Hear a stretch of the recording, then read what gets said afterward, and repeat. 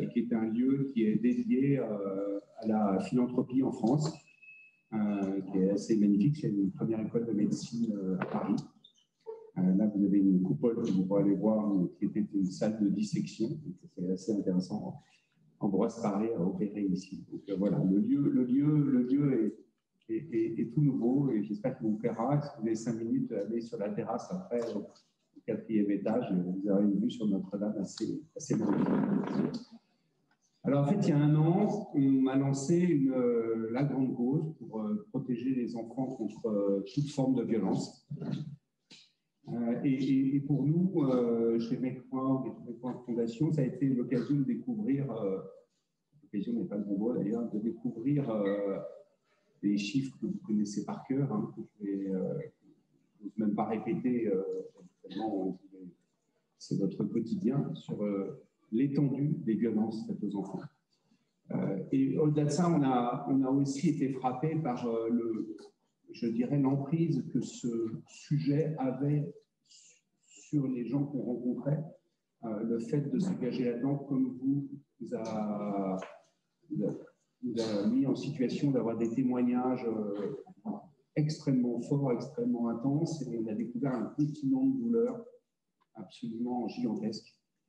On a aussi découvert les pièges du tabou ultime, de cette cause, de ces violences qui résonnent tellement dans l'intimité de chacun que tout le monde se protège, se met en situation de déni et est bloqué. Donc, on a découvert votre quotidien depuis tant d'années vous luttez pour ce sujet-là et vous avez accepté de nous accepter dans votre quotidien. Vous avez accepté de nous faire confiance sur une démarche un peu nouvelle, un peu particulière, qui est de dire comment est-ce que, au-delà de ce que chacun fait, comment est-ce que tous ensemble, on peut peut-être essayer d'aller plus loin, d'aller plus vite, en tout cas d'ajouter des actions complémentaires. Et ça a été le début de la grande cause il y a maintenant un an. Alors depuis un an, il s'est passé plein de choses. On va vous raconter ce qu'on a fait de notre côté, mais il s'est passé plein de choses, notamment avec le livre de Kevin Kouchner, qui a été une sorte d'ouverture de ce sujet pour le grand public, hein, qui a été un vrai effet, même si cette ouverture elle est extrêmement fragile. Hein. On ne peut pas dire qu'il y a eu, avec ce livre-là, ce qui s'est passé avec MeToo concernant les violences faites aux femmes. Le sujet est monté sur la table, a commencé à faire le travail, mais on est au début d'un processus qui va être très long. Si on veut vraiment que ça change en France et que d'ailleurs la France, qui n'est pas un bon élève dans le domaine, puisse prendre en charge un petit peu tout ça. Il y a eu des choses récentes qui ont été faites, notamment du côté gouvernemental, qui ne sont d'ailleurs pas partagées comme étant des bonnes idées par tout le monde. Ici, la commission A7, il y a eu un numéro de témoignage qui a été sorti hier ou avant-hier. Donc les choses bougent, mais je pense qu'il est légitime, et je pense que c'est ce que vous vivez tous les jours, de se poser une question, c'est est-ce qu'on est au bon braquet? Est-ce qu'on est, certes, toutes ces actions vont dans le bon sens, mais la question du rapport à la cause, il faut avoir le courage de se la poser. Est-ce que vraiment on agit à la hauteur de cette ignominie ou pas? Et plus particulièrement, qu'est-ce que la société civile peut faire de plus? Parce que nous, on a été époustouflés de l'engagement de toutes vos associations dans le sujet. Est-ce qu'il y a un espace pour aller un cran plus loin? Et c'est un petit peu là-dessus qu'on a construit cette envie de construire cette grande cause avec vous, qui a été lancée il y a un an. Donc aujourd'hui, on va vous révéler, beaucoup vous le savez déjà, 9 actions que maintenant nous allons mener avec vous pendant les 2 ans qui viennent. Alors, tout ça a été possible par l'acte de confiance initial que vous allez faire en nous acceptant. Et cet acte de confiance, il se manifeste à travers une coalition le plus large possible de tous les acteurs de référence. Et là, je vais faire un point particulier sur les entreprises qui se sont engagées avec avec nous. Dans toutes nos grandes causes, on a besoin d'entreprises qui viennent et qui s'engagent. C'est un engagement pour eux assez lourd parce qu'ils vont engager leurs collaborateurs, il va être très important. Et je ne sais pas si vous le savez, mais on travaille sur plusieurs thèmes, 9 grandes causes. Mais là, ça a été très particulier. Quand on a fait le tour de, allez, je ne sais pas, plus de 50 entreprises pour préparer cette grande cause, mais on a eu une peur en face de nous absolument terrible, d'interlocuteurs qui étaient extrêmement sensibles à ce qu'on leur disait, mais qui ne voyaient absolument pas de capacité de leur entreprise à s'engager sur ce sujet. Donc, c'est dit, waouh, c'est vraiment, c'est pas pareil. On prend l'environnement, toutes les entreprises veulent cet environnement, les jeunes aussi. Mais en revanche, les bien se fait aux enfants. Et vraiment, on a commencé à comprendre à quel point c'était difficile d'engager, difficile d'emmener les gens et d'oser un peu briser ce sujet qui résonne avec l'intimité de chacun. Toujours dans une entreprise un peu. Voilà, je voudrais saluer ces entreprises parce qu'elles ont été courageuses. Elles ont été courageuses de le faire. Donc, je parle de la Fondation Kering, qui est très engagée sur le sujet depuis longtemps, de la Banque Postale, aussi une banque qui a le courage d'aller sur des causes comme ça. Média Transport, vous avez vu, on a pu avoir l'occasion, grâce à Média Transport, d'avoir des grandes campagnes d'affichage dans les transports. Le groupe Bayard, on retrouve assez naturellement sur ce sujet-là. Wavestone, qui est un cabinet de conseil qui s'est extrêmement engagé en mécénat de compétences à nos côtés pour pouvoir développer tout ça, vraiment avec une énergie et une détermination exceptionnelle. Et puis la Fondation Ramsay, qui était en fait, Fondation Ramsay travaille sur le harcèlement depuis longtemps. On a travaillé avec eux pour leur sujet depuis longtemps et naturellement, on a collaboré ensemble.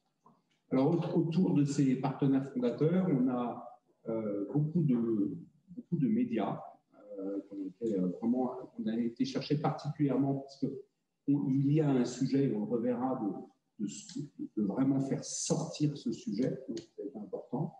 On a beaucoup travaillé avec le secrétaire d'État Alain Taquet et son cabinet, même si on ne parle que d'action civile.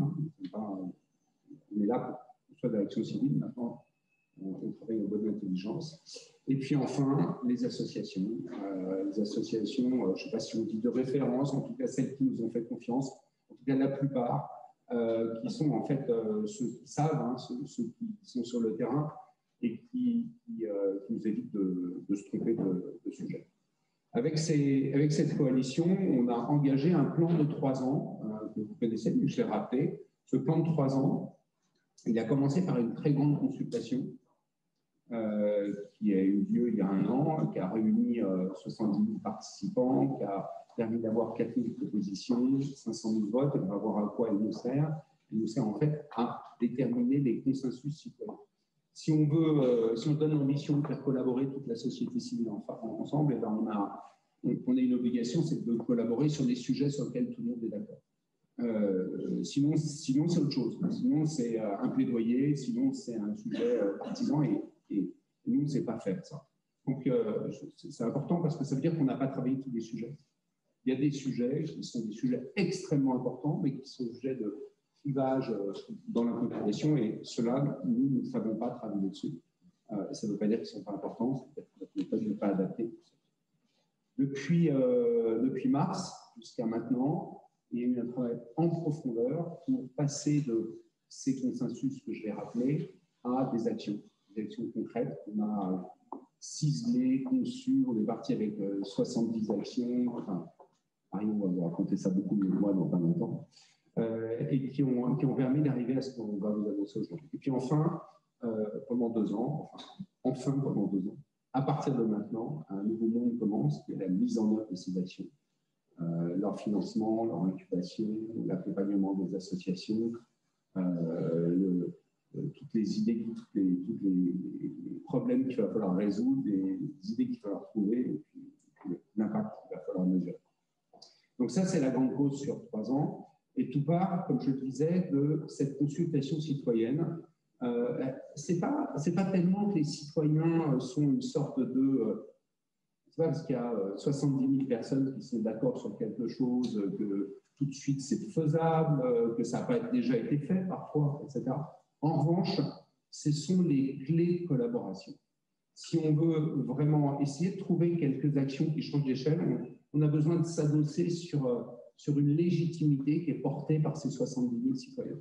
Et donc là, ce qui est sorti de cette consultation, c'est un certain nombre de consensus. On a une douzaine. Comme je ne les connais pas par cœur, merci. On a classé en 4 blocs. Le premier bloc, c'est beaucoup de choses sur les procédures judiciaires et les sanctions. Donc, notamment faire évoluer la loi sur les violences sexuelles et l'inceste et améliorer le suivi judiciaire des enfants. C'est typiquement des sujets sur lesquels nous, on sera assez peu opérants, chercher de la société. Le deuxième bloc, c'est tout ce qui concerne le signalement et la détection avec 3 idées qui sont former toute personne destinée à travailler auprès des enfants à détecter les signes de violence, améliorer les processus et les outils de détection et de signalement des violences, favoriser la prise en charge, la prise de parole des enfants et les écouter davantage. Troisième bloc est sur la sensibilisation et la prévention, avec sensibiliser des enfants, notamment à l'école, avec un focus particulier qui est mieux sensibiliser et protéger face aux cyberviolences. Et puis, au-delà de ça, en écho avec ce qu'on s'est dit, sensibiliser l'ensemble de la population aux violences infantiles et briser le tabou de l'inceste. Et enfin, un bloc sur les prises en charge qui sont améliorer le fonctionnement et de la protection de l'enfance, améliorer la prise en charge psychologique et matérielle des victimes, et mieux prendre en charge et accompagner des personnes violentes ou à risque. On sait très bien un adulte violent et un adulte qui a plein de causes à effet qui se perpétuent. Voilà, sur ces 11 idées, on n'a pas travaillé sur des idées qui concernent l'action publique, on a travaillé sur les autres. Parfois, on a trouvé des solutions, parfois, on n'en a pas trouvé. Voilà, on a fait ce qu'on pouvait, mais maintenant, il est temps que je vous passe la parole à Marion. Alors, je vous présente Marion. Marion qui pilote le plan d'action pour lutter pour protéger les enfants contre toute forme de violence. 6 mois, plus de 6 mois, nuit et jour sur le sujet. Je pense que tout le monde la connaît parce que tout le monde a dû interagir avec elle. Elle est un peu stressée. et donc, c'est un travail fabuleux avec ses équipes et avec Edwin Watson.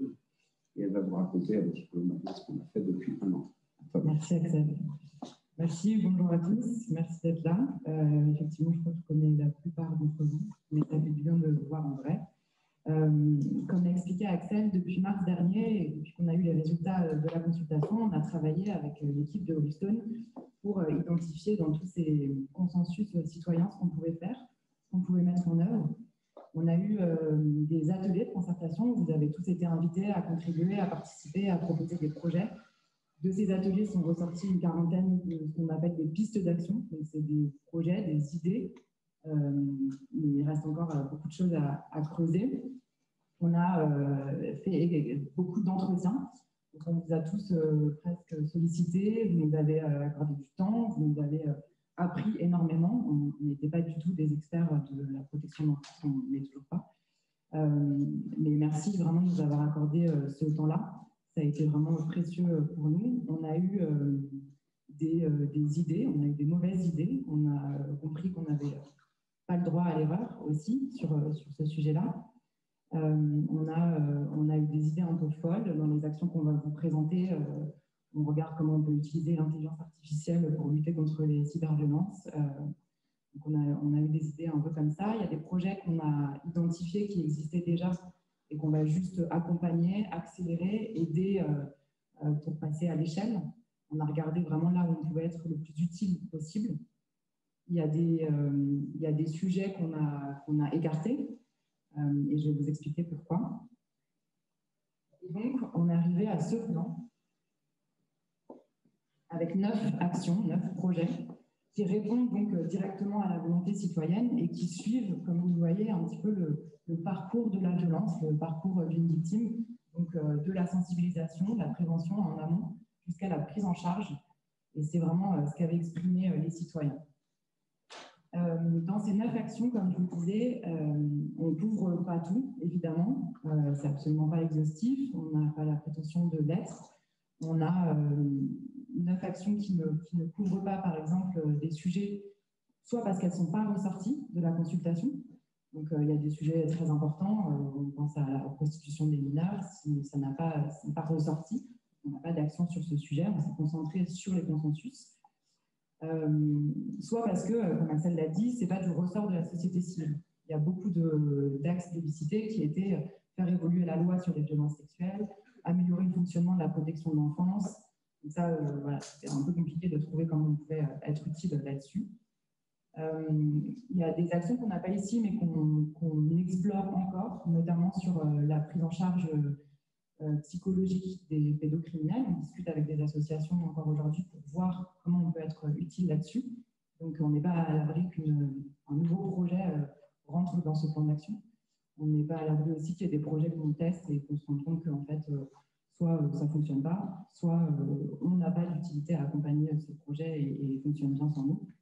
Donc, voilà, ce n'est pas figé, ça peut évoluer dans les mois qui viennent.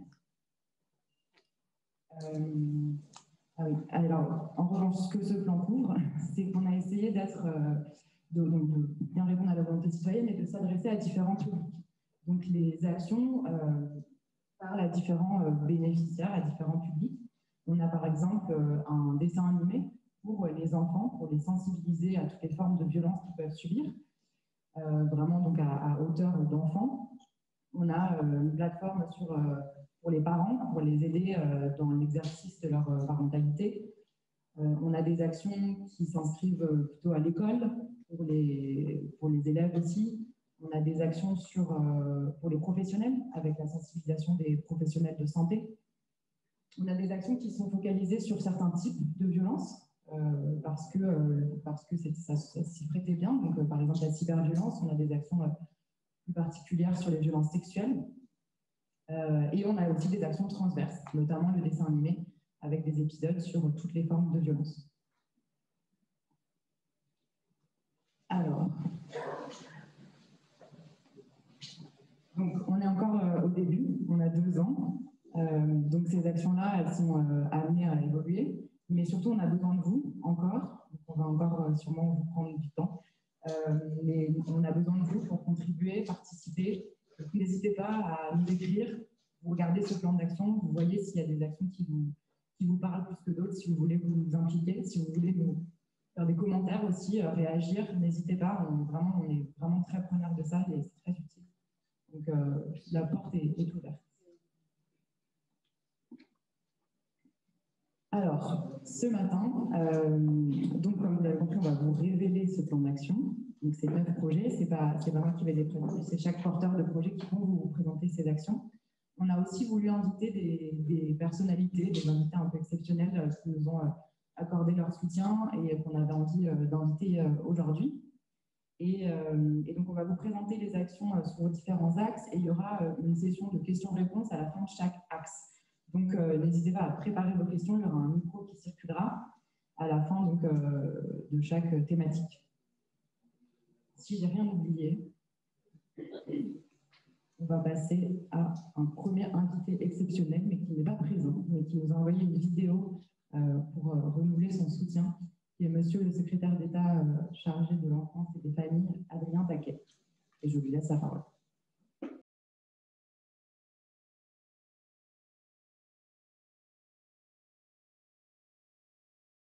Bonjour à toutes et à tous. Je me réjouis de pouvoir vous retrouver tous aujourd'hui, même si bien entendu j'aurais préféré être avec vous en personne pour la révélation de ce plan d'action de la grande cause enfance. Donc, merci tout d'abord à Make.org d'avoir porté la protection de l'enfance comme grande cause de la société civile. La protection des enfants contre toute forme de violence est essentielle évidemment, et vous savez que j'en ai d'ailleurs fait un axe majeur de mon action, et ce dès ma nomination en janvier 2019. Et à travers notamment le plan de lutte contre les violences faites aux enfants que j'ai pu présenter en novembre 2019. Alors, je tenais surtout à remercier les 70 000 citoyens qui ont pris le temps de répondre à cette question importante que vous leur aviez posée, comment mieux protéger les enfants contre toutes les formes de violence, et qui ont fait œuvre d'innovation, de créativité également pour proposer des pistes et des actions concrètes afin de garantir une meilleure protection des enfants dans notre société. Alors de nombreux consensus citoyens ont émergé de cette consultation, c'est tout l'originalité, l'intérêt de votre méthode, et après un temps de concertation, les différentes actions du plan d'action Grande Cause Enfance vont aujourd'hui vous être présentées. Alors je me réjouis des 9 actions qui ont été choisies autour de 4 axes majeurs que sont la prévention, la détection, le signalement, le fait d'avoir un lieu adapté pour recueillir la parole des enfants, très important, et enfin des outils qui leur garantissent une prise en charge effective. Alors après avoir pris connaissance des actions que vous avez choisies, actions que j'ai trouvées une fois encore originales, pertinentes et qui pourront facilement, je pense, être appropriées par chacun de vous, je suis heureux de constater qu'il y a une certaine convergence entre les propositions citoyennes et l'action que je conduis au quotidien depuis plus de 2 ans et demi désormais. Il est en effet essentiel de sensibiliser les enfants aux violences dont ils peuvent être victimes. Et c'est pour cela qu'avec mon collègue Jean-Michel Blanquer, nous avons renforcé la prévention et le repérage des violences sexuelles à l'école, et ce depuis cette rentrée, pour que chaque enfant bénéficie d'un temps de sensibilisation, d'un espace de parole auprès d'un personnel de santé ou d'associations habilitées. Ainsi, très concrètement, depuis cette rentrée, chaque enfant, à ses 3-4 ans, puis aux alentours de ses 6 ans, et enfin à ses 12 ans, au moment de l'entrée au collège, va rencontrer un professionnel de santé et pourra échanger avec ce professionnel sur toute forme de violence dont il aurait pu être victime, dont il serait victime. C'est un pas de progrès conséquent qu'il faut souligner. Alors en cas de détection justement d'une situation de violence subie par un enfant, il est indispensable qu'une démarche claire soit connue de tous pour redonner la parole aux enfants, pour faire en sorte qu'ils soient entendus. Et donc c'est pour moi l'occasion de rappeler que le 119 est un maillon essentiel de la lutte contre les violences faites aux enfants. Donc n'hésitez pas à en parler entre vous, à le composer en cas de doute et de suspicion de maltraitance. Et j'ai renforcé d'ailleurs depuis 2019 les moyens du 119 pour garantir une écoute en continu et permettre une réponse adaptée à chaque situation. Alors une fois que l'enfant se sent prêt à témoigner, le recueil de sa parole, je l'évoquais, doit se faire dans un environnement adapté, un environnement sécure qui allie le plus possible une démarche de soins. C'est ça l'originalité aussi de notre démarche. Et c'est dans cette optique-là que nous avons continué de développer les unités d'accueil pédiatrique enfants en danger, les UAPED, qui sont des lieux intégrés aux unités pédiatriques des hôpitaux où les enfants victimes sont accueillis, pris en charge par des professionnels formés à la libération de la parole des enfants. D'ici 2022, une centaine de ces unités existeront sur tout le territoire pour permettre aux enfants de se livrer sur leur vécu de violence dans un environnement qui soit pour eux le plus rassurant et le plus soutenant possible. Et c'est pour moi l'occasion de remercier une fois encore les associations, notamment La Voix de l'Enfant, qui portent ces unités depuis de nombreuses années. Enfin, il convient d'offrir à l'enfant victime une prise en charge adaptée à ses besoins, comme cela avait été d'ailleurs promis, demandé et exigé par le président de la République dans son allocution le 23 janvier dernier. Je vais présenter d'ici un mois environ un parcours de soins pour les enfants victimes de violences qui aura pour objectif de s'ajuster aux besoins de chaque enfant en fonction de ce qu'il a vécu afin qu'il puisse commencer à se reconstruire et à grandir le plus sereinement possible. Voilà, sachez que je m'engage à être à vos côtés, évidemment pour faciliter la mise en œuvre et le déploiement concret des mesures que vous avez choisies et qui constitueront évidemment un levier puissant pour faire reculer toutes les formes de violences faites aux enfants. Nous n'y arriverons que tous ensemble et c'est le sens de votre démarche et je vous en remercie une fois encore.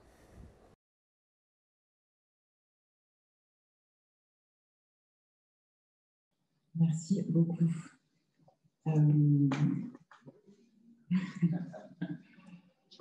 Alors, on va passer maintenant au plan d'action et donc au premier axe, qui est sur la sensibilisation et la prévention. Et pour introduire cet axe et aussi pour nous présenter les travaux de la commission indépendante sur l'inceste et les violences sexuelles envers les enfants. On a la chance, l'honneur d'avoir monsieur le juge Édouard Durand, qui va nous raconter un petit peu les travaux de cette commission. Et je vous laisse présenter.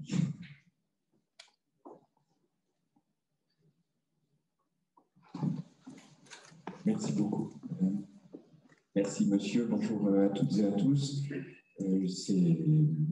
C'est très important pour moi de participer à cette journée, dans ce moment très particulier, à la fois pour nous tous inclus dans le mouvement que représente nous.org, et dans le moment particulier de la commission avec l'appel à témoignages que nous avons lancé avant-hier et qui nous dépasse complètement.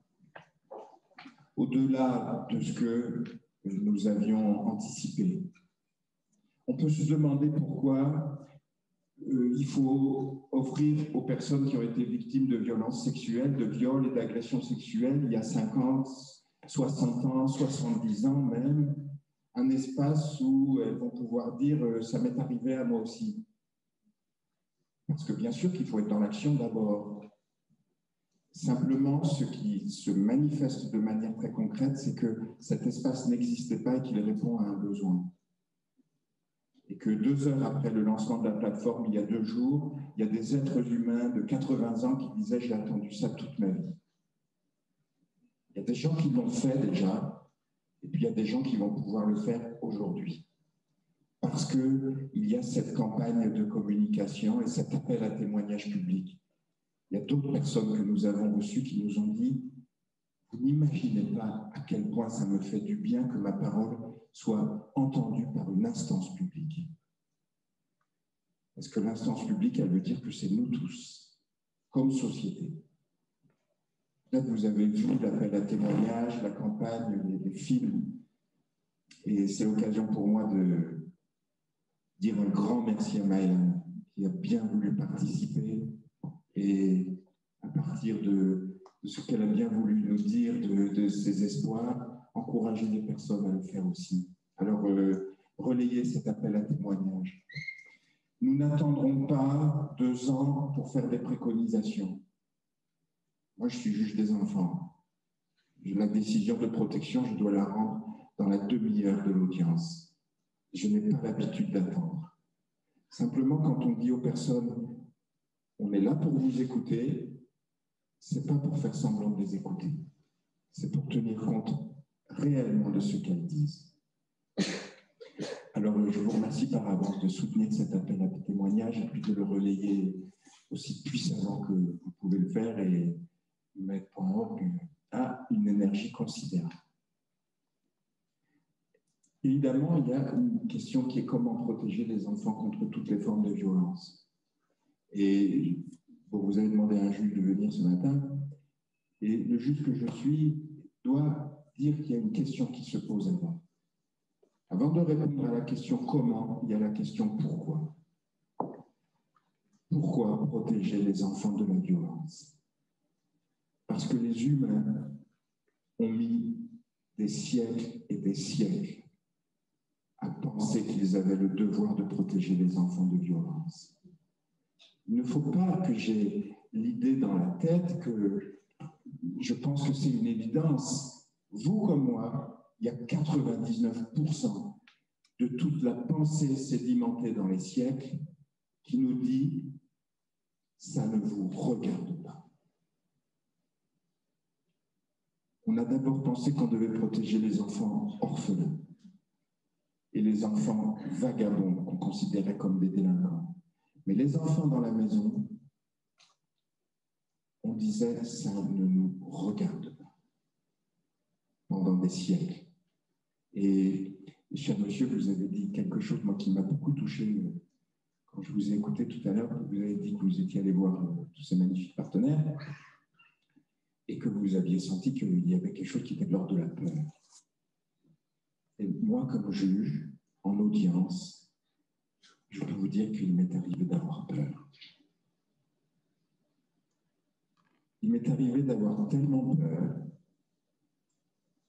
que c'était plus facile d'imaginer que l'enfant ne subissais pas de violence, parce que ça me protégeait. Il ne faut jamais oublier ça. Et effectivement, en vous écoutant, je repensais à ces audiences et j'ai vu la peur des enfants. J'ai pensé à une petite fille qui a attendu la fin de l'audience et qui s'est mise à pleurer. Tout petite, ses pieds ne touchaient pas par terre.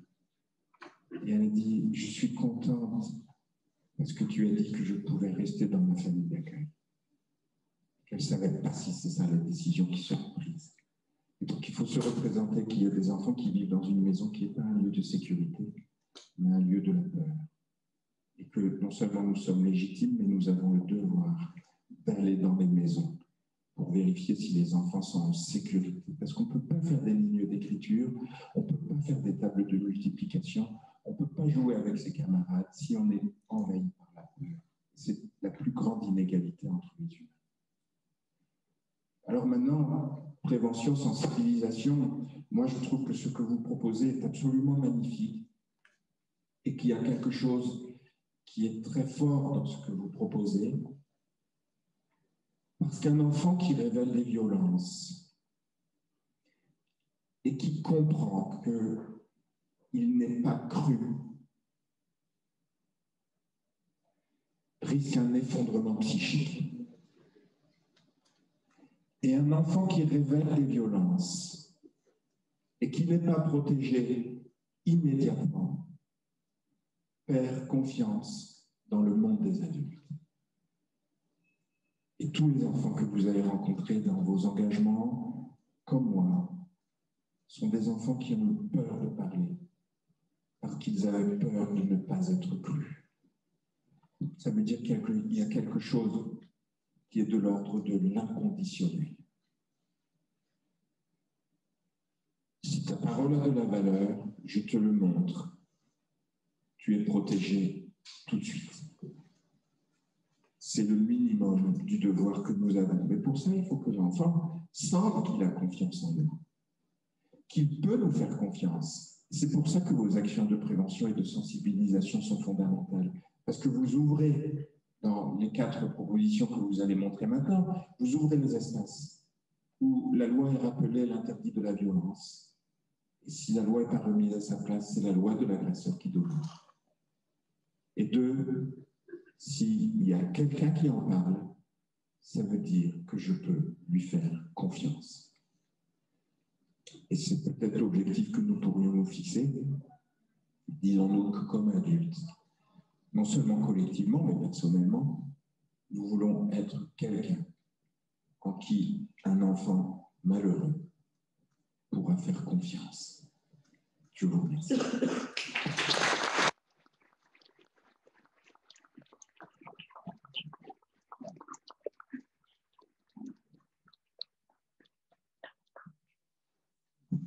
Merci beaucoup.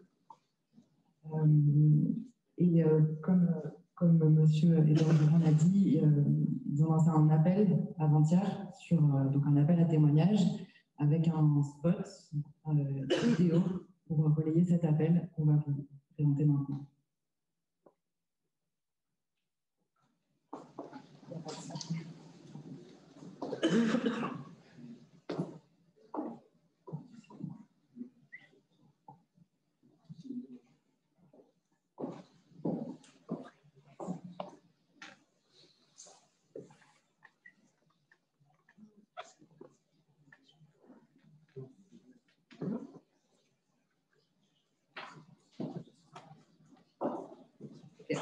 Bon, problème technique. On le repassera à la fin quand on va appeler l'ingénieur. On va passer donc aux actions. Et je vais donc vous inviter à venir présenter les premières actions. Donc Benjamin, Aurélie, vous pouvez tous venir vous asseoir et puis on va défiler. Mathieu, Dominique et Nicolas.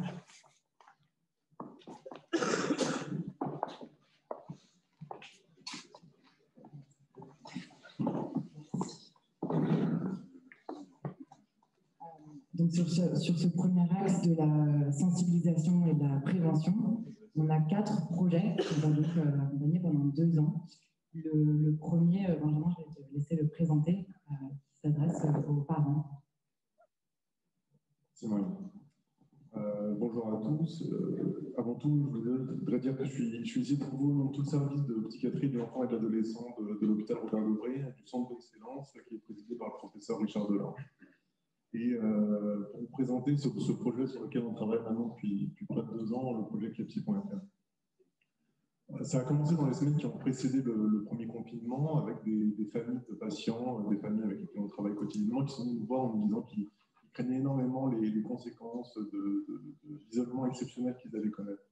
Les conséquences notamment en termes de disparition de tous ces acteurs dans notre paysage quotidien que sont l'école, les psychologues, les médecins, les éducateurs spécialisés qu'elles fréquentent régulièrement et qui n'avaient plus être disponibles pour les aider et pour les accompagner dans leur parentalité. D'un côté, ces familles, elles savaient déjà qu'il y avait des ressources alternatives qui existaient. Elles se tournaient déjà vers Internet depuis de nombreuses années pour les questions de parentalité, pour des questions de santé plus générales, mais avec toujours un petit doute sur la pertinence et la validité des informations qu'elles recevaient de ce côté-là. Les professionnels du centre d'excellence ont rapidement proposé de fournir du contenu pratique, pragmatique et surtout non violent, comme des stratégies alternatives à proposer à ces parents-là dans ces enjeux exceptionnels. Ce qui avait commencé comme un site un peu bricolé rapidement par Wix, par les amateurs que nous étions, s'est transformé notamment grâce au soutien de l'ARS Île-de-France en une plateforme beaucoup plus lisible et accessible au plus grand nombre. Ce qu'il faut comprendre, c'est que la crise du Covid, elle est venue fragiliser un écosystème qui était déjà assez à plat, de familles, d'enfants qui étaient en grande souffrance. Depuis 1 an et demi, on voit une augmentation continue de la fréquentation des urgences pédopsychiatriques, avec des enfants qui nous expriment quotidiennement leur mal-être, des perspectives d'avenir angoissantes, une ambiance générale qui leur paraît extrêmement perturbée et qui participe de difficultés quotidiennes et d'une anxiété qui est majeure. Les parents, ils ne sont pas en reste dans ce contexte et ils se disent complètement perdus dans les difficultés de leurs enfants. Et ça, c'est d'autant plus vrai que l'accès à un professionnel de santé ou un professionnel formé aux questions de l'enfance, en France, c'est un parcours du combattant quotidien. D'autant plus qu'on cherche des gens qui sont formés spécifiquement à des questions pratiques. Donc on s'est dit, nous, qu'il fallait qu'on puisse agir en dehors du cadre strictement hospitalier, qu'on puisse aller aussi vers les parents et leur proposer des contenus adaptés. Ces situations de stress, l'augmentation des conflits dans les maisons, le sentiment de désarroi des parents, ça fait le lit des violences intrafamiliales. Il est important de pouvoir proposer aux parents de développer des stratégies d'accompagnement précoce, parce que contrairement à ce qu'on dit souvent, ce n'est pas forcément naturel, et je fais écho à ce que dit le juge Durand, ce n'est pas forcément naturel, spontané, inné, d'avoir des bonnes connaissances, d'avoir des bons réflexes quand il s'agit de gérer les difficultés de son enfant. Depuis 1 an et demi maintenant, on a eu près d'1 million de connexions et des partenariats avec plusieurs institutions, plusieurs ministères. Et c'est pourquoi on croit plus que jamais à la mission qui nous a été confiée. Avec le soutien de Mec.org, le soutien de la Fondation Bettencourt-Schuller, notre objectif et notre ambition, c'est d'aller voir de plus en plus de familles et de leur proposer un contenu de plus en plus accessible. On souhaite produire des parcours de parentalité autour de questions spécifiques pour que les familles deviennent des actrices des enjeux éducatifs. Ces parcours s'appuient sur différents types de formats, des fiches pratiques, comme ce qu'on fait déjà, des vidéos, des outils interactifs mis en ligne directement. Et tous ces outils-là seront basés sur les données de la littérature scientifique récente. C'est-à-dire qu'on souhaite mettre en place des stratégies qui soient validées, qui soient efficaces et qui soient accessibles. La formation des parents, ça a déjà montré son efficacité pour réduire les violences intrafamiliales. Et ça doit constituer un des leviers central dans les stratégies de prévention, notamment auprès du grand public. Mais jusqu'à présent, et notamment en France, on manque de plateformes qui seraient dédiées à ces questions-là. Dans les 2 prochaines années, nous, ce qu'on formule, c'est le souhait d'atteindre de plus en plus de familles et le souhait aussi en parallèle de valider scientifiquement un maximum d'outils qu'on puisse, dans un second temps, intégrer à notre plateforme grand public. On est persuadé chez Clepsy que l'éducation, la prévention et la déstigmatisation sont les meilleurs moyens d'éviter les violences faites aux enfants. Voilà. Merci à vous.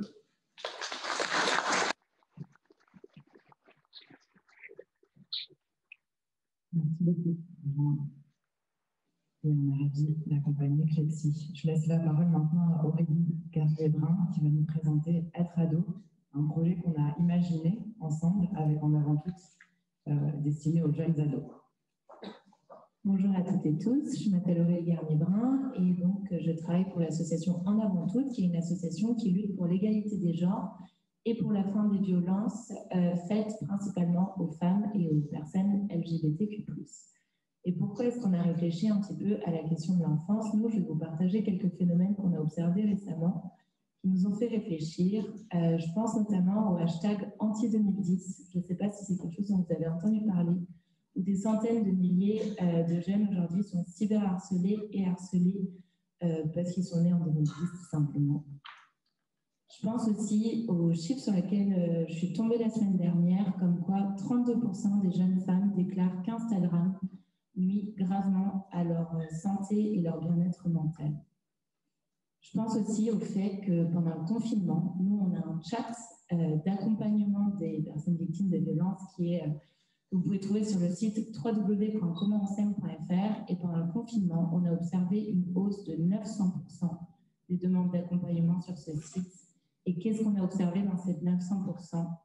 Qu'on a eu principalement une hausse des personnes qui venaient nous déclarer les situations d'inceste qu'elles vivaient, les situations de violence intrafamiliale et donc du coup, de plus en plus de mineurs qui venaient nous déclarer des situations de violence très graves qu'ils et elles pouvaient vivre.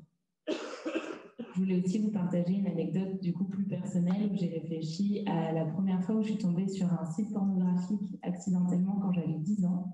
Et je vous invite aussi à réfléchir au moment où ça vous est arrivé. Et en fait, c'est vrai que c'est quelque chose qui a été assez violent, ça m'a fait très peur et j'ai eu très honte.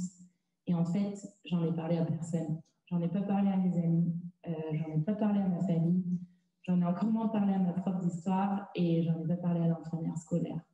Parce que voilà, j'avais honte, j'avais peur et c'est avec tout ça en tête qu'on a envie de réfléchir à comment faire pour créer un espace de sensibilisation et de prévention spécialement destiné aux jeunes adolescents et adolescentes où ils pourront aussi s'exprimer et libérer leur parole.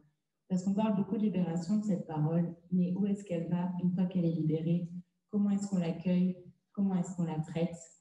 Donc l'objectif, c'est de pouvoir avoir un site de sensibilisation et de prévention spécialisé sur les réalités que peuvent vivre les jeunes adolescents et adolescentes, aborder des questions qui aillent de la puberté à l'inceste, du cyberharcèlement aux violences intrafamiliales, parce qu'on sait que comme les violences faites aux femmes, les violences faites aux enfants, c'est un continuum et que c'est important de libérer et d'accueillir cette parole sur tout type de sujet pour pouvoir ensuite rediriger les jeunes vers des professionnels et faire en sorte de briser le tabou, briser le silence et ne pas laisser les jeunes face à toutes ces problématiques spécifiques qu'ils et elles vivent.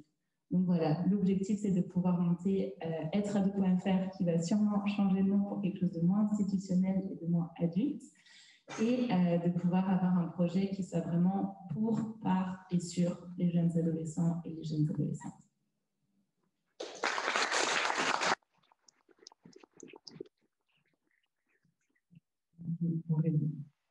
Le troisième projet sur cet axe sensibilisation-prévention, il s'adresse plus directement à la cyberviolence et on a travaillé pour ça avec Bodyguard et e-enfance sur un projet qu'on a appelé La vie entière. Les noms sont tous amenés à changer.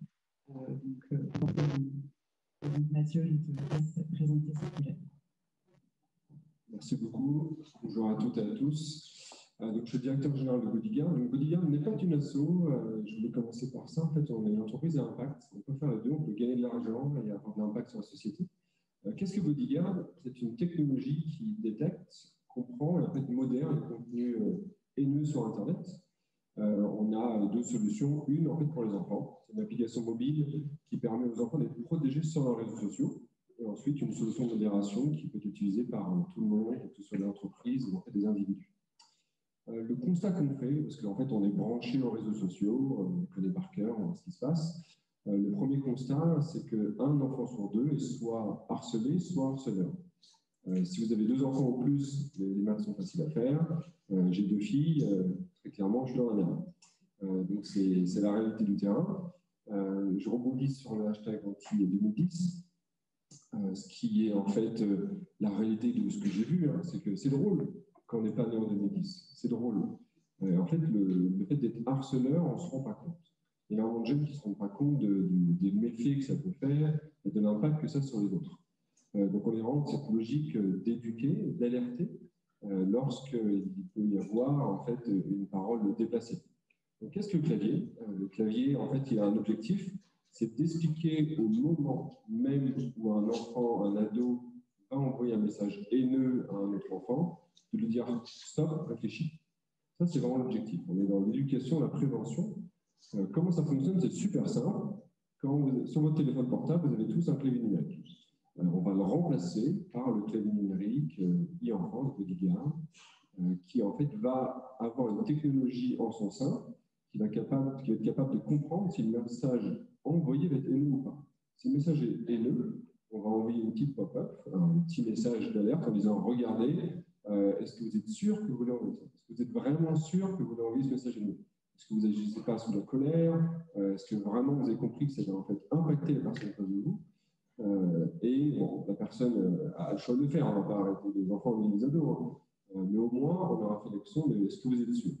On va aussi réfléchir à apporter des alternatives. On peut reformuler une parole un peu déplacée. On peut réfléchir à une façon de s'exprimer. Donc le but, c'est pas de censurer les enfants ni les parents. Et donc voilà, l'objectif, c'est de créer ce clavier-là et de le démocratiser, qui soit utilisé sur tous les téléphones des enfants et ados.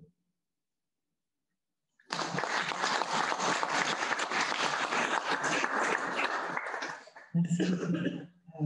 Et effectivement, on est au tout début du projet, de la réflexion à construire. On travaille là-dessus aussi avec BVA Nudge pour réfléchir justement à comment mettre en place des techniques de nudge qui soient le plus efficaces possible pour sensibiliser les enfants. Donc des projets un peu fous, je vous le disais, on en a aussi dans ce plan d'action. N'hésitez pas, hein, je le dis pas à chaque fois, mais vraiment à venir contribuer, à venir participer ensuite, à nous écrire, à réagir à ces projets. On vous écoutera avec grand plaisir. Pour le dernier projet de cet axe sensibilisation-prévention, on a la chance d'avoir avec nous Dominique Pousset et Nicolas Cédel.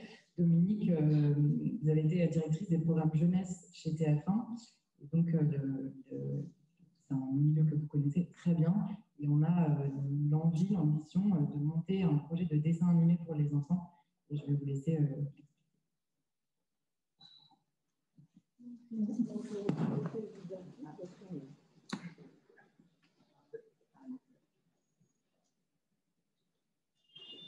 Au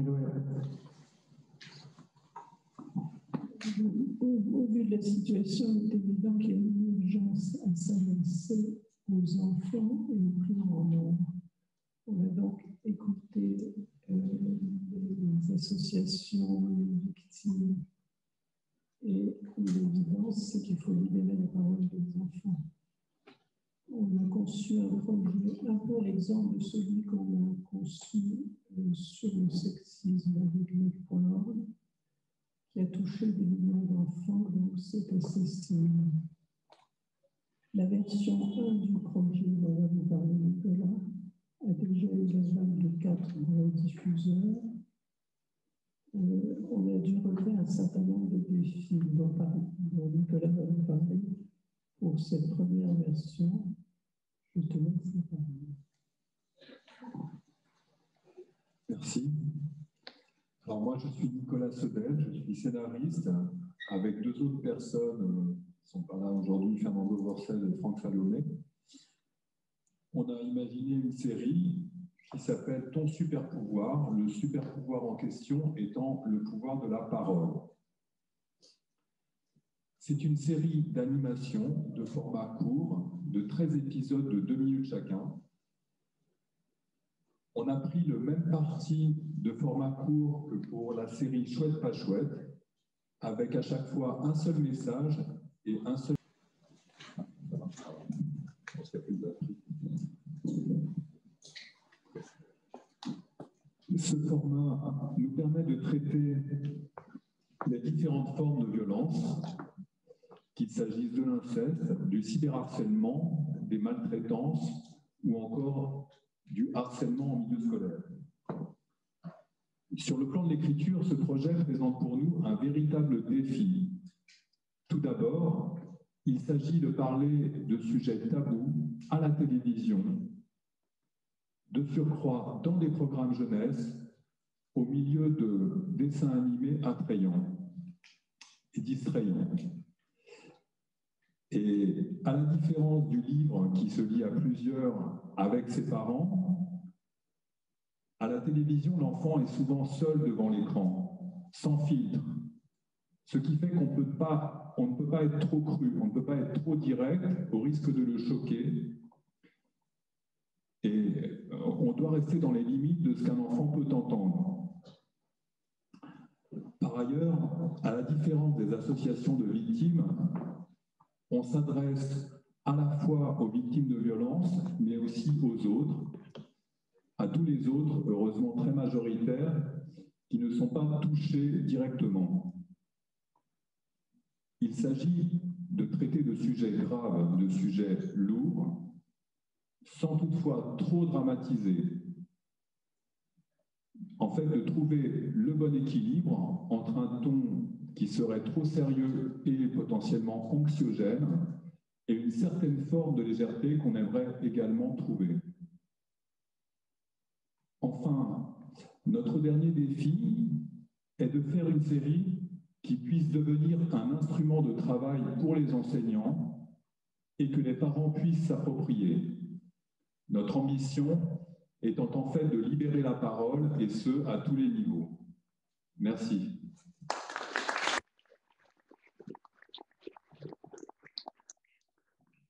Merci beaucoup, Nicolas, Dominique. Et effectivement, comme Dominique le disait, on a avancé sur ce projet. On a un premier concept qui a été imaginé par les auteurs et on a déjà rencontré différentes chaînes de télévision qui nous ont renouvelé leur soutien et leur ambition partagée de développer ce dessin animé. Donc, on espère qu'il sera diffusé sur toutes les chaînes de télévision l'année prochaine, dans un an et quelques, et que vous pourrez le voir, le relayer. Et voilà. On a fini pour ce premier axe. Merci beaucoup. Merci à tous pour ces projets.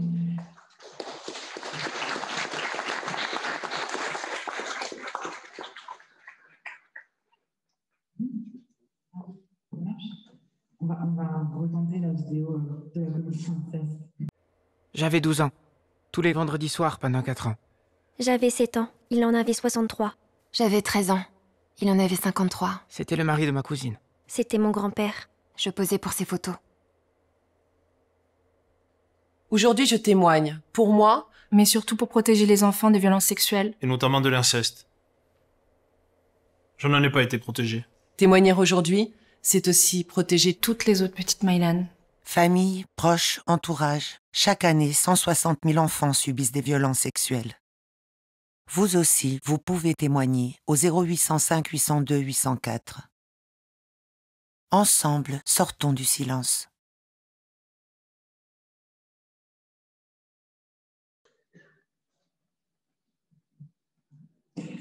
Le spot sera, nous on l'a partagé sur nos réseaux, vous pouvez le repartager, le retweeter, enfin, n'hésitez pas à le faire circuler. Et d'ailleurs, c'est la bonne transition, on a invité Mylan Chapiron qui a donc témoigné, que vous avez vu dans le spot, qui a aussi publié très récemment un livre qui s'appelle Le Loup, un livre pour enfants, et écrit une chanson également. Et qu'elle a accepté de venir nous présenter ici. Et comme vous l'avez peut-être vu, elle va aussi nous interpréter la chanson Le Loup, que vous avez, on a tous la chance de pouvoir entendre. Et Mylan, je te laisse nous présenter un petit peu ce projet de Le Loup. Bonjour. Alors, j'ai effectivement créé un projet de prévention contre l'inceste qui s'appelle Le Loup. Il est composé de plusieurs éléments. Il y a un livre pour enfants, une chanson et une vidéo de prévention. Il y a aussi une affiche. Tous les éléments sont disponibles sur leloup.org, leloup.org. Le livre, c'est inspiré de mon histoire personnelle. C'est l'histoire de la petite miette qui ne se sent pas en sécurité chez elle parce qu'elle est enfermée avec le loup. On est avec la petite miette, on suit son parcours, ses questionnements, ses idées pour s'en sortir. On la voit aussi se prendre quelques murs et puis finalement réussir à s'en sortir. À la fin du livre est inséré un cahier d'accompagnement rédigé par une psychologue pour donner les clés, pour aider l'adulte à accompagner l'enfant et avoir des discussions avec lui, parce que souvent les adultes sont complètement stressés et ne savent pas du tout comment s'y prendre. Donc il y a plein de notions, plein d'aides pour en parler. Et voilà. Et j'ai imaginé cet outil comme un outil complet qu'on pourrait utiliser par exemple lors de séances de prévention. Ça durerait une demi-heure, une heure. Ce serait la lecture du livre, puis le visionnage de la vidéo. La vidéo, elle est beaucoup plus informative. Il y a vraiment... c'est une vidéo où Miette et Balthazar, donc deux enfants, expliquent aux enfants tout ce qu'ils doivent savoir sur les violences sexuelles, qui peut être un agresseur. Ils parlent de violences intrafamiliales, ce dont on parle très très peu en prévention de violences sexuelles. Et voilà, ils leur donnent des clés et leur disent quoi faire en cas de pépin. Voilà. Et c'est aussi très beau, vous voyez là une des illustrations du livre. Je te laisse peut-être nous chanter la chanson. Merci beaucoup.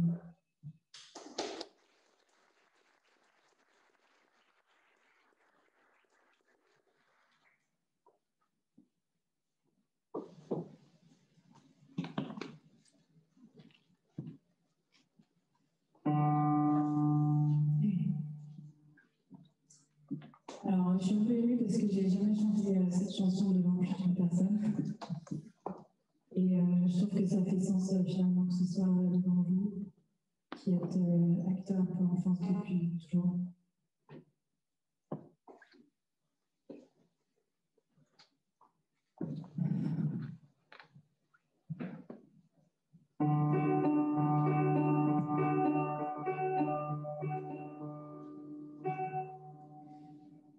T'es dans cette pièce, t'es dans cette pièce, je me cache.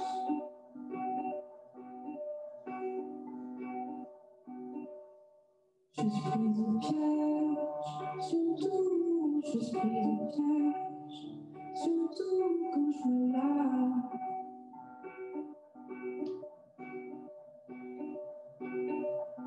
Je ne suis pas libre, je ne suis pas libre, sous ce regard.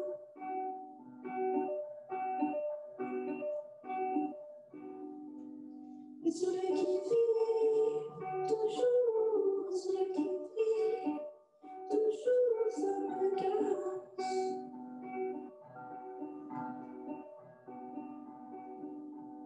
Papa, fallait pas, papa, venir trop près de moi. Maintenant, je sais plus très bien qui t'es sous. Cet œil tout, je le vois, l'amour, voyez l'amour. Papa, fallait pas, papa, venir trop près de moi. Maintenant, je sais plus très bien qui t'es sous. Cet œil tout, je sais que l'amour n'est plus dans la forêt.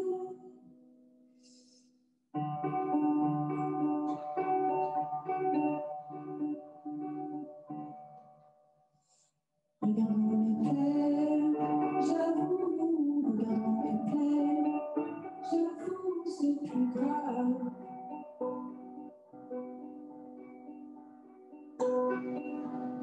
Qu'est-ce que je croyais, c'est fou, qu'est-ce que je croyais, c'est fou, ça s'étale.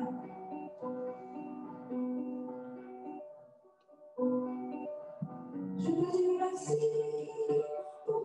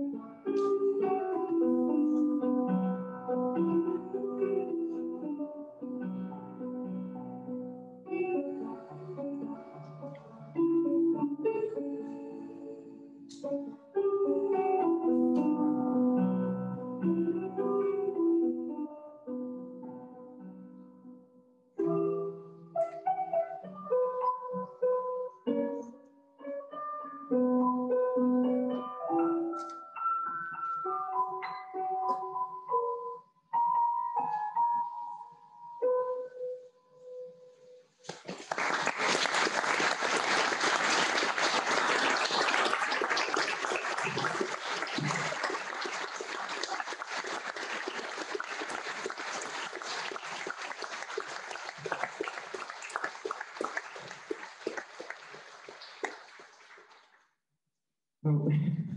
Merci beaucoup. C'est un peu compliqué d'enchaîner, mais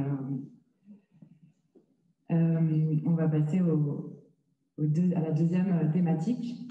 Donc, on avance un petit peu dans la chronologie du parcours des violences pour arriver vers l'étape du signalement et de la détection et comment on peut améliorer, augmenter le nombre de signalements, comment on peut être tous plus vigilants, plus alertes pour remarquer les enfants victimes de violences.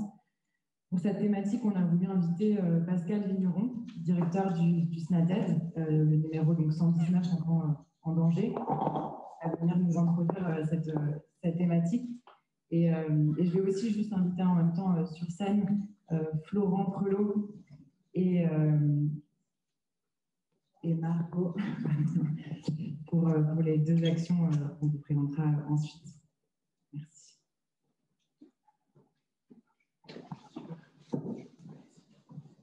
Bonjour Pascal, merci beaucoup. On voulait vous inviter pour nous rappeler justement, comme l'a fait M. Adrien Taquet en introduction, mais rappeler ce qu'on appelle signalement, les procédures qui existent aujourd'hui pour signaler et comment fonctionne le 119, qui est évidemment central dans cette étape-là.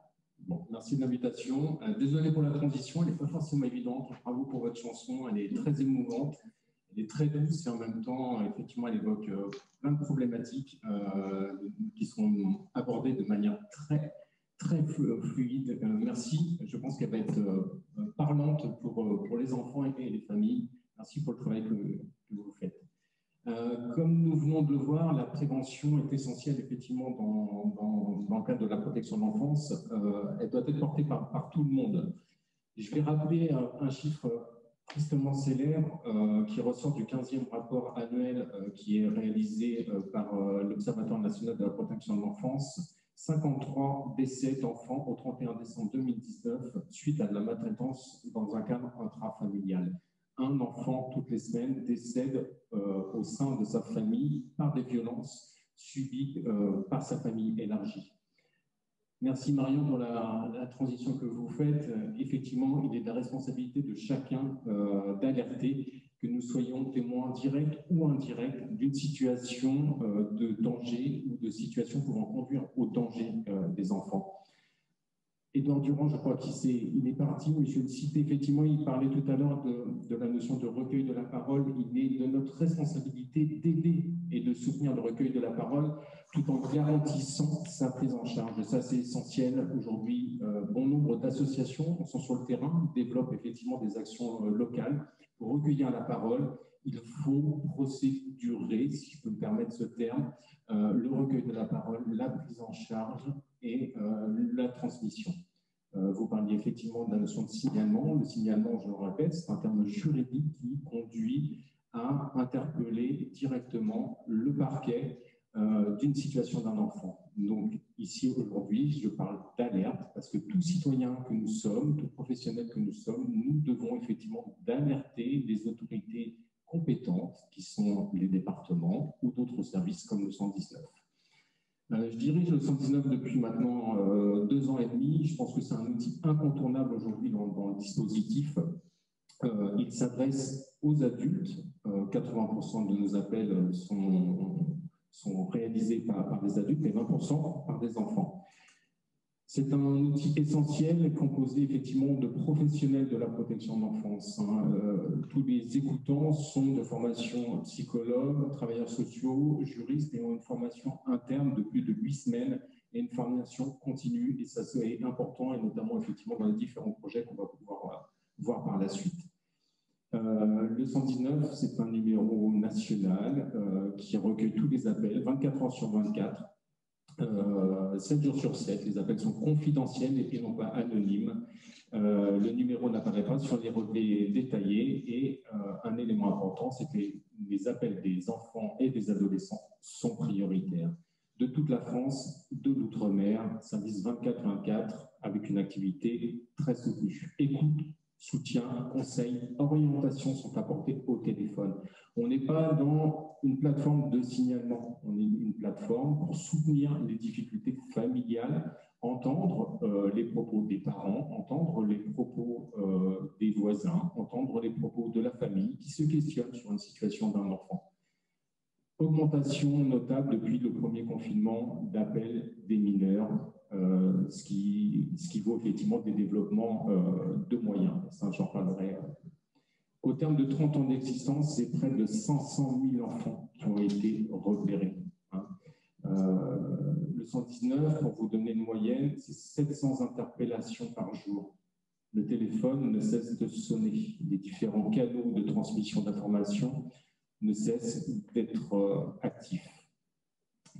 Être au plus proche des citoyens, tant par le développement de ces connaissances, c'est-à-dire des problématiques et des actualités. Il faut qu'on soit toujours effectivement à la page. Vous parliez tout à l'heure effectivement de ce phénomène des jeunes nés en 2010. Voilà, il faut toujours qu'on puisse être en alerte. Et merci à toutes les associations pour le travail que nous faisons tous les jours. Je vois Justine qui nous permet effectivement toujours d'être précurseurs finalement sur les problématiques quand elles arrivent, parce que c'est essentiel de pouvoir les accueillir correctement. Il faut également, et ça on va le voir dans les différents projets, qu'on puisse développer les moyens d'accès pour ces enfants, notamment à pouvoir livrer leurs paroles.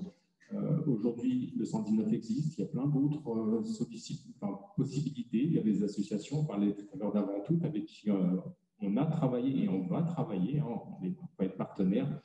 Il faut qu'on puisse effectivement développer les moyens. Le 119, depuis maintenant 1 an et demi, s'est beaucoup modernisé, il se doit, en développant un chat, justement pour les mineurs et pour les moins de 21 ans notamment. On a privilégié effectivement l'accès aux mineurs, parce qu'on estime que c'est le moyen pour eux aussi de pouvoir nous contacter. Un formulaire de recueil en ligne, et puis une plateforme pour les personnes sourdes et malentendantes. On va continuer à se développer, mais on souhaite, et merci avec.org, de pouvoir effectivement nous projeter vers d'autres moyens d'être au plus proche effectivement du local, notamment par l'action avec l'éducation nationale et avec un rectorat, pour pouvoir effectivement être au plus proche des enfants, mais des familles également, qui puissent effectivement, qu'on puisse leur tendre la main et leur montrer qu'on existe et qu'ils peuvent nous solliciter assez facilement. Donc, le 119 va se montrer partie prenante dans les différentes actions et même se propose effectivement d'être de pilote directement effectivement sur certaines actions. Merci de votre attention.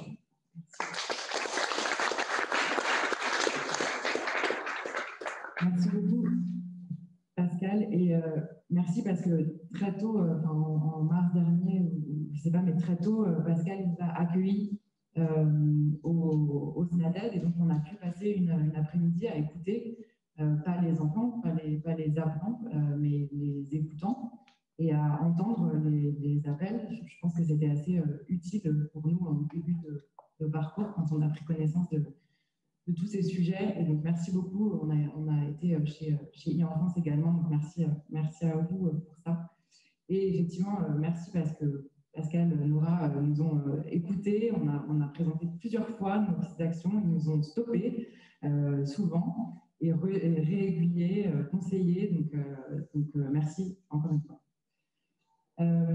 Pour cette première action, projet de cet axe signalement détection.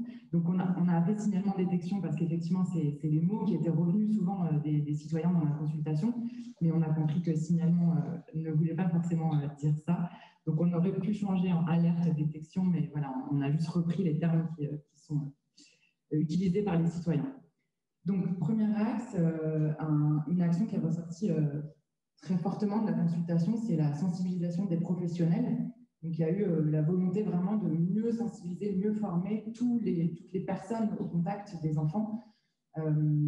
Et on a pu avancer sur ce sujet-là en rencontrant ma formation médicale. Et je vais laisser Florent Trello nous présenter ce projet. Merci beaucoup. Bonjour à tous.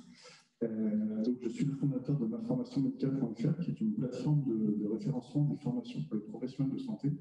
Donc, comme Bodyguard, on est aussi une entreprise à impact.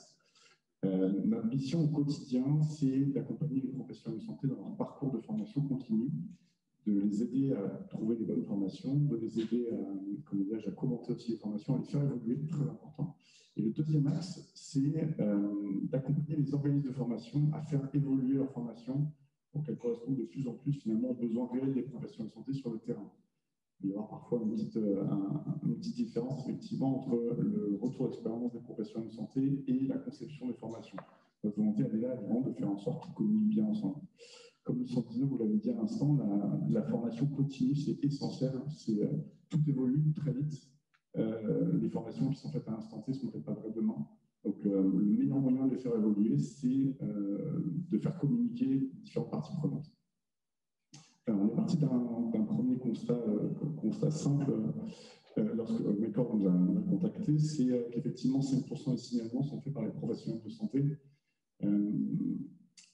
C'est effectivement un chiffre qui est assez faible et finalement, est-ce que ces professionnels de santé sont bien au courant de l'impact qu'a un signalement, de l'engagement que ça peut mener?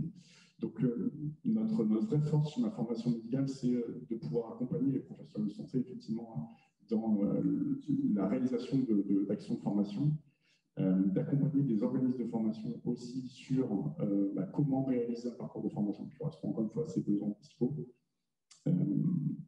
Là, en fait, ce qu'on va vouloir faire avec mes points, en tout cas, c'est de créer une formation avec des professionnels de santé, évidemment, des professionnels de santé pour le justice, pour savoir à quoi ça correspond, cette formation, quel va être le signalement, quel va être finalement le parcours idéal pour mieux détecter et mieux signaler les violences faites aux enfants.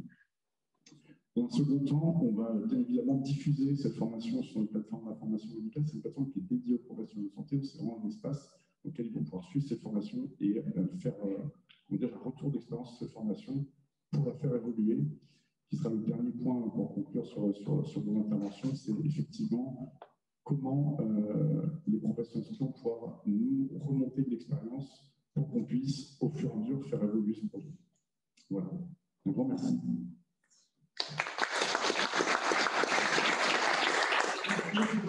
Et effectivement, là aussi, on a l'objectif, on a l'idée, on sait à peu près comment on veut le développer. On a des partenaires qui nous ont déjà dit qu'ils étaient d'accord pour participer à ce projet.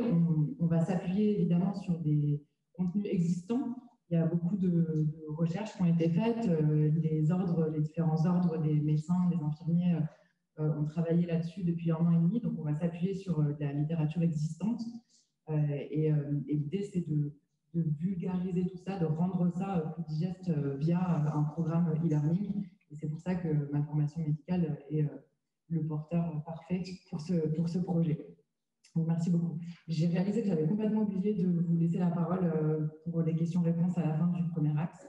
Donc, on pourrait le faire à la fin de cette action-là. Et rappelez-le moi si jamais j'oublie encore, je ne l'ai pas noté sur mes fiches.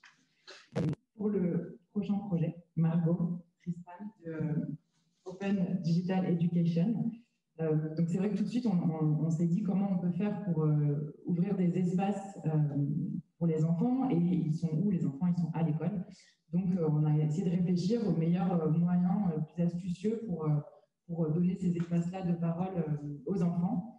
Et c'est comme ça qu'on a eu l'idée des espaces numériques de travail que tu vas mieux présenter que moi et de réfléchir à comment on peut utiliser ces espaces pour donner un espace de parole pour les enfants. Je te laisse présenter ce projet. Bonjour à tous. Alors, on a entendu beaucoup de chiffres saisissants depuis le début de la matinée. Moi, je découvre aussi des chiffres au fur et à mesure. On en a découvert récemment, d'ailleurs, nous, dans l'équipe, on entend, par exemple, selon l'UNICEF, 52% d'enfants dans le monde sont confrontés au harcèlement. Là, ça fait un élève sur 3. Nous, c'est des chiffres qui nous marquent. Et quand on pense, par exemple, sur nos solutions, on a, par exemple, 3,6 millions d'élèves qui se connectent chaque jour. 32% de 3,6 millions d'élèves, ça représente plus de 115 000 élèves. Donc, c'est chaque jour 115 000 élèves qui utilisent nos outils et qui sont potentiellement confrontés à des situations de violence. et d'ailleurs peut-être même plus encore si on considère les chiffres de la maltraitance de façon plus générale. Donc voilà, il y a ces chiffres qui nous marquent, ça nous donne envie d'agir. Alors, quand on se pose la question de qu'est-ce qu'on peut faire pour pouvoir agir, on imagine en fait la difficulté que peut représenter la démarche d'alerter en fait, pour un enfant. Déjà, rien que le fait de reconnaître être victime de violence, de prendre la décision d'alerter et ensuite de connaître les moyens pour pouvoir accéder aux outils pour signaler. D'ailleurs, excusez-moi, je découvre aussi les termes, désolée si je switch sur le alerter, signaler, donc connaître les moyens d'alerter.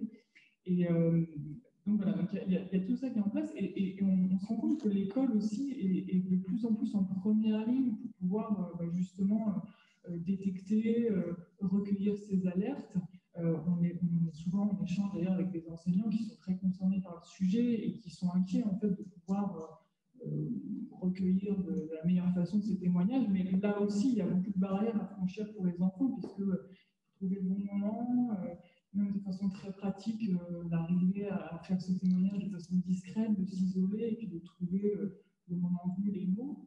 Donc c'est tout ça qu'on a en tête et donc voilà, on se dit que face à toute cette responsabilité finalement et ce stress supplémentaire que peut générer cette démarche d'alerter, il y a vraiment la nécessité en fait d'arriver à ne pas être dans cette situation où les élèves se retrouvent à garder le silence en fait face à toute cette démarche compliquée.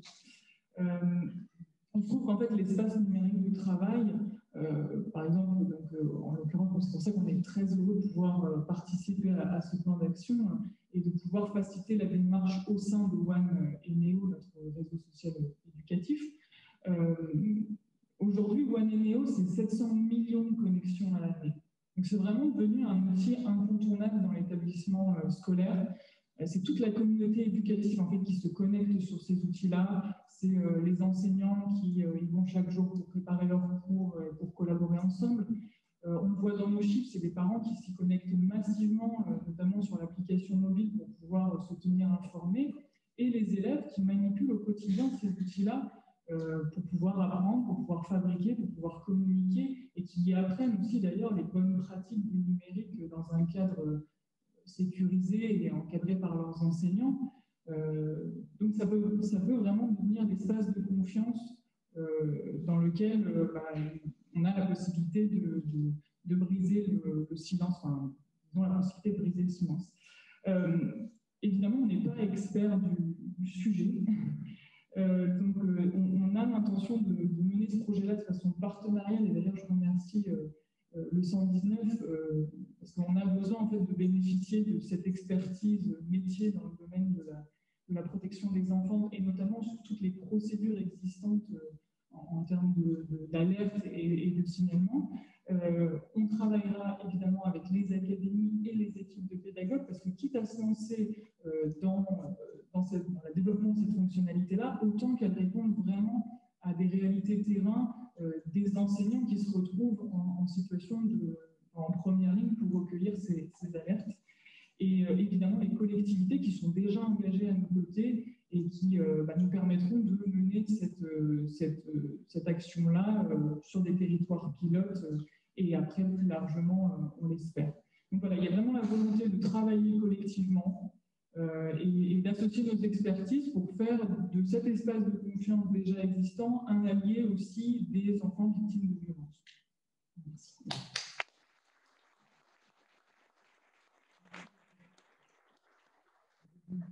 Je n'ai pas oublié cette fois. Je vais vous laisser la parole s'il y a des questions.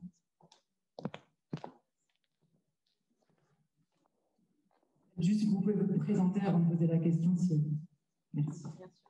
Bonjour. Ah, ça marche pas.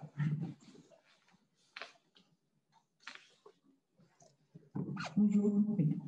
Maï Bouvier, je travaille dans un cabinet de conseil. J'ai d'ailleurs eu la chance d'accompagner Malik.org sur la grande cause des aînés il y a quelques années.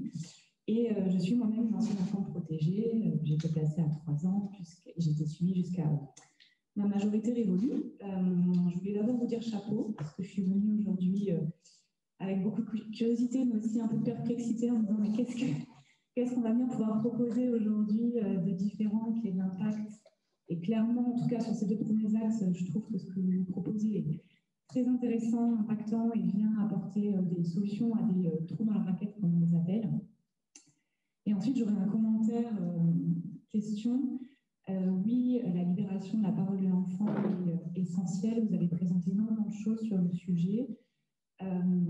Néanmoins, il y a quand même beaucoup d'enfants qui ne parlent pas, qui ne parleront pas, soit parce qu'ils sont tout petits, et que quand on est tout petit, on ne parle pas, parce que déjà, on ne sait pas parler, et ou aussi parce qu'en fait, on ne sait pas. On ne sait pas que ce qui nous arrive est grave, on ne sait pas que ce qui nous arrive, c'est la maltraitance, et du coup, il n'y a pas de nécessité pour un enfant d'aller dire quelque chose qu'il ne considère pas comme étant grave. Et du coup, je pense qu'avant tout, c'est quand même le boulot des adultes de protéger les enfants, même si c'est terrifiant, même si c'est abyssal, même si se retrouver confronté à un enfant aussi mal, ça peut faire peur, mais j'estime que les adultes ont quand même normalement plus de courage, je l'espère, que les enfants. Et du coup, je me demandais dans quelle mesure la sensibilisation du grand public était aussi un axe auquel vous aviez réfléchi, parce que les alertes, c'est aussi la maman du meilleur copain, c'est la voisine du dessous qui entend les coups, c'est toutes ces personnes-là qui sont aussi actrices, je pense, du système d'alerte. Et donc, est-ce que ça a été réfléchi? Est-ce que c'est un axe sur lequel vous avez réfléchi? Et est-ce que aussi, pour ce faire, vous avez réfléchi à l'image qu'a la société et le grand public aujourd'hui de l'aide sociale à l'enfance, qui est une image quand même très stigmatisée? C'est comme la SNCF, on parle des trains qui arrivent en retard, jamais des trains qui arrivent à l'heure. Or, il y a énormément de professionnels engagés qui font un super boulot, il y a des parcours de réussite. J'en suis la preuve, mais il y en a d'autres. J'ai témoigné à l'Assemblée nationale, à divers endroits sur ce sujet, mais en fait, on est complètement invisible. Et donc, je me demandais s'il y avait aussi une réflexion sur changer l'image du système institutionnel de protection de l'enfance pour peut-être briser quelques barrières au système d'alerte porté par le grand public. Voilà, il y avait peut-être plusieurs questions, pardon. Mais en tout cas, bravo, bravo, chapeau. Et bravo à tous les professionnels ici présents. Merci pour cette question.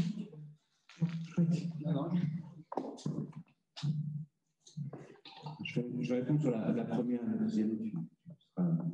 Sur la première, je voulais dire que la question de la sensibilisation du grand public, c'est souvent quand on fait une consultation, il faut sensibiliser le grand public. La difficulté, c'est comment être à l'échelle. Parce que faire une campagne proportionnelle aux moyens qu'on peut lever, on est rarement à l'échelle du grand public. Donc, en fait, c'est parfois juste finalement inutile. La solution qu'on a trouvée avec le dessin animé qu'on a parlé, on avait fait la même chose sur les violences faites aux femmes avec un dessin animé qui s'appelle Chouette pas chouette. Il faut voir, c'est un dessin animé qui est diffusé, Chouette pas chouette, et celui-ci sera diffusé par quasiment toutes les chaînes de télé en répétition. Et donc, c'est une puissance qui est absolument inégalable. Mais inégalable. Alors, j'ai bien compris que la question, elle était sur pas seulement les enfants, mais les parents. Mais ce qu'on a vu sur Chouette pas chouette, c'est qu'en fait, on a touché autant les parents que les enfants. Parce que ça devient un sujet, ça devient quelque chose qui commence à sortir. Donc, cette action-là, elle contient un écho qui dépasse les... La deuxième chose, c'est que on avait une piste en réserve. Il y a une des pistes qu'on aimerait pousser, on ne l'a pas mis parce qu'elle n'est pas du tout assez avancée. Mais c'est est-ce qu'on est capable de réunir 5, 10, 20, 30 grandes marques qui décident collectivement de faire une campagne collective, et cette fois-ci à l'échelle, sur certains points clés, et en l'occurrence notamment le passage à l'alerte. C'est de faire passer je suis en ingérant dans la vie de mon voisin à je suis dans l'assistance à la personne en danger. Et donc là mais bon, encore une fois, si on n'est pas à l'échelle, ça ne sert à rien. C'est vraiment histoire de taille.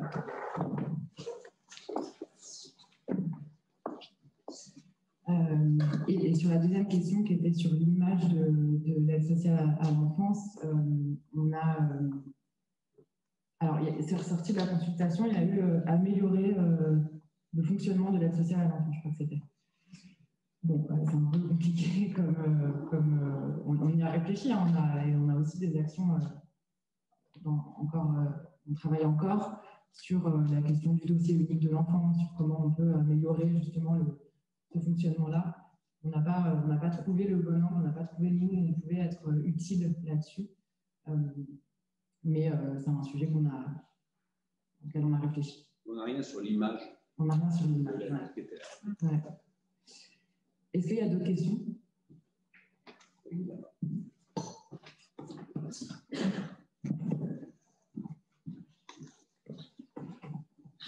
Bonjour, c'est Chitassine de l'association Caméléon. Bravo pour toutes ces initiatives qui étaient vraiment très créatives et particulièrement pertinentes. On voit que le numérique est vraiment au service de la protection de l'enfance dans beaucoup des actions qui ont été présentées. Moi, je me posais la question vraiment avec le relais sur le terrain, puisque voilà, qu'on a des enfants qui font des révélations, qu'on a des parents, des professionnels qui sont écoutés, orientés par les différents services, et on voit que vu l'afflux d'appels, en fait, il y a énormément d'informations qui arrivent, mais finalement, on peut connaître ces violences, on peut avoir accès à ces contenus en e-learning et faire ces formations à distance, voir sur Clepsy, etc., ce que c'est qu'une violence, comment réagir. Finalement, quand ça nous arrive en direct, on peut être débordé. Et je retiens notamment l'intervention de monsieur le juge qui dit que même si on sait, en tout cas on pense savoir, face à un enfant, on n'a pas forcément les réactions adéquates, on peut être débordé par la peur. Et finalement, vraiment sur ce côté terrain et présentiel, même si on a plus d'informations, et c'est vraiment ça ce que permet le numérique, c'est de toucher le plus grand nombre, parents, encadrants, enfants, par plein de moyens, les dessins animés, les ENT, et ça permet d'accroître en fait l'impact. Mais vraiment dans la suite, vraiment comment les enfants sont protégés, comment les adultes peuvent être soutenus aussi dans leur démarche, qu'ils soient parents ou témoins, lanceurs d'alerte. Comment se fait le relais en fait par rapport à ça, au-delà de la du pré-signalement de l'augmentation, pour qu'ils soient vraiment accompagnés et soutenus dans les démarches.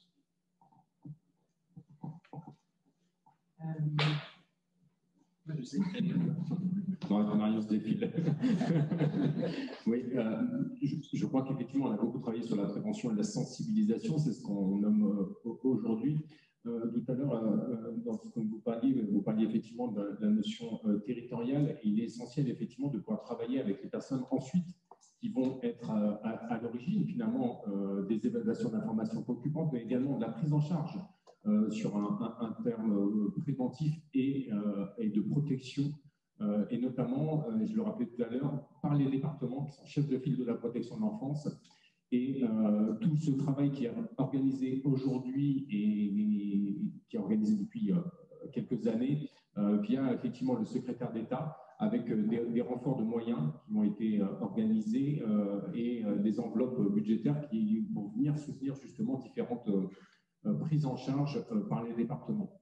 Bien évidemment, on l'a vu lors du premier confinement, que la communication induisait une augmentation effectivement de la sensibilisation du grand public, pour revenir à la question de tout à l'heure. Nous, dès lors qu'il y a une campagne de communication autour du 119 ou autour de la maltraitance, on est sur une augmentation notable de 20% d'appels complémentaires. Donc on voit effectivement combien on vient toucher. Pendant le premier confinement, 56% d'augmentation d'activité de notre service, et notamment par les voisins. Donc on voit effectivement toute... voilà. Mais votre question, elle est très juste. Qu'est-ce qu'on en fait et comment sont pris en charge ensuite les familles? Et ça, c'est dans l'articulation notamment avec les départements. Je viens de revoir là, on est très en retard, donc merci beaucoup. Je vais accélérer un petit peu. Merci à vous. Pour le troisième axe, qui est donc procédure judiciaire et sanctions, c'est un axe où il a été plus difficile pour nous de voir comment on pouvait être utile, comment on pouvait avoir des effets de levier sur cette thématique, puisque dans les propositions plébiscitées par les citoyens, il y avait il faut embaucher plus de juges, il faut que les délais de procédure soient raccourcis. On avait peut-être moins d'effets de levier là-dessus. En revanche, il y a un axe sur lequel on a travaillé qui était la volonté d'améliorer les conditions d'audition des enfants qui viennent témoigner, porter plainte.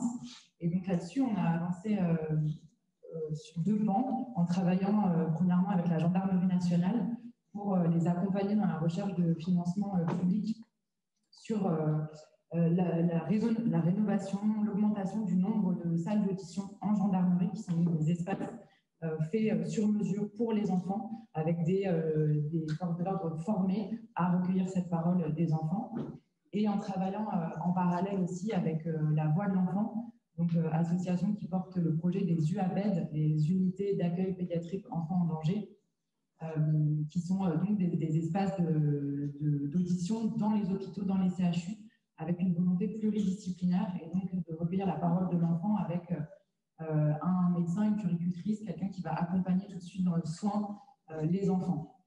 La Voix de l'enfant et la gendarmerie n'ont pas pu être là aujourd'hui, mais ils nous ont envoyé une petite vidéo que je vais passer tout de suite, s'ils sont là, je ne sais pas, on va voir. On va passer maintenant à la dernière, on fera des questions-réponses à la fin, au dernier axe, donc sur la prise en charge, qui répond peut-être un peu aussi à votre question. Et donc pour cette thématique, je vais appeler Justine Aclan et Daniel Jasmin à nous rejoindre.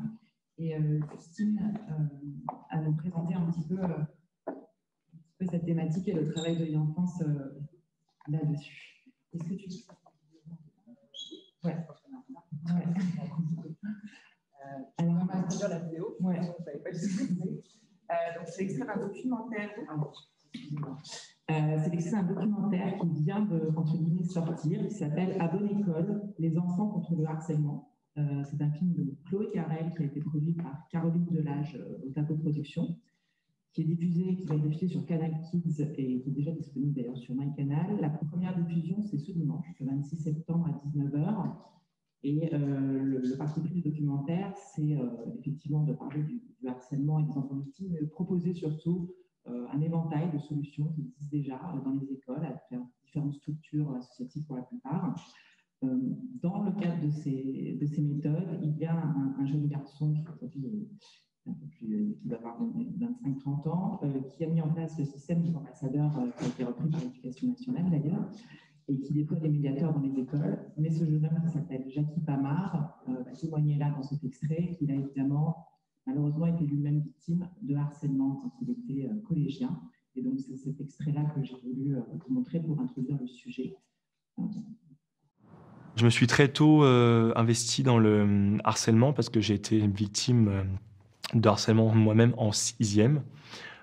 Faut savoir qu'en 6e, je bégayais sur presque chaque mot que je disais. Donc j'étais la cible de moqueries et c'est monté crescendo. C'était des insultes assez rares. Elles se sont rapprochées. J'ai perdu mes amis. Et après, j'ai eu des coups toute l'année. Je n'en ai pas parlé, donc on ne pouvait pas l'arrêter. C'est la grosse erreur de ma vie à l'école, c'est que je n'en ai pas parlé. J'en ai parlé que des années après. Je me rends compte que plus on en parle tôt et plus on aura de facilité à arrêter ça et à se réintégrer. Parce que garder une souffrance comme ça des années, après on a du mal à aller vers les autres, on est méfiant et on a toujours peur que les gens... on a tout le temps peur de perdre les gens. C'est horrible.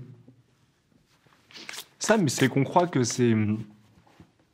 On croit que la situation, elle est réglée. Chose qu'il faut que les gens comprennent qu'on n'arrive pas à cacher ça ou à l'oublier. Ça ne s'oublie pas et il suffit d'un rien pour ça. Et là, ça fait très longtemps que j'en ai pas reparlé et ça me... Voilà.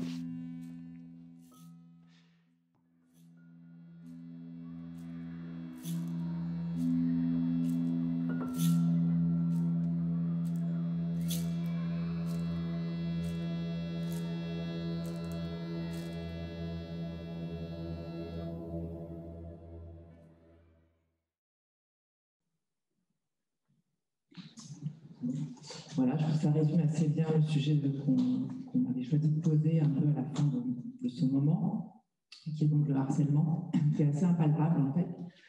C'est vrai que c'est assez difficile à expliquer. Ce n'est pas une violence énorme dans l'absolu, c'est ce qu'on appelle des micro-violences. C'est-à-dire que ce sont des toutes petites violences, parfois complètement indescriptibles, en tout cas qui passent complètement sous le regard des autres et notamment des adultes, et qui sont répétées, répétées, répétées, inlassablement, et qui effectivement détruisent profondément, petit à petit, pour les enfants. Puis les adultes, on le voit que ça reste très longtemps, la confiance en eux, la confiance dans les autres, comme le dit très bien Jackie, l'estime de soi, et qui effectivement peut avoir des conséquences dramatiques. J'ai fait exprès de ne pas choisir un extrait qui parlerait du suicide, parce que c'est vrai qu'on a l'impression que peut-être ça serait ça le critère de gravité. Si un enfant s'est suicidé du harcèlement, alors là c'était grave, tant qu'il ne se suicide pas, c'est pas très grave. Ça ne peut pas être l'état de la souffrance d'un enfant que le suicide.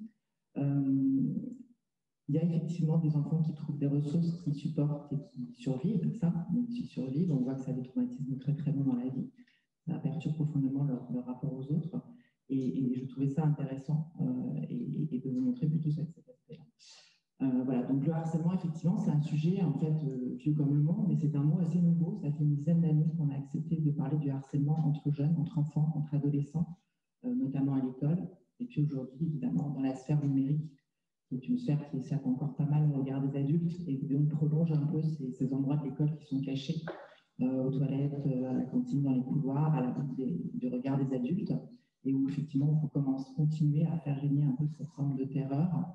Dans le harcèlement, il y a beaucoup aussi ce rapport de force totalement évidemment déséquilibré entre un individu et ce groupe qui va créer de la rumeur, qui va créer des moqueries, des insultes voilà, répétées, et qui effectivement s'organise assez facilement pour détruire la crédibilité de la parole de la victime qui évidemment a beaucoup de mal à s'exprimer. Alors on a des chiffres évidemment, on parle de 700 000 enfants qui seraient harcelés. En fait, il y a 12 millions d'élèves.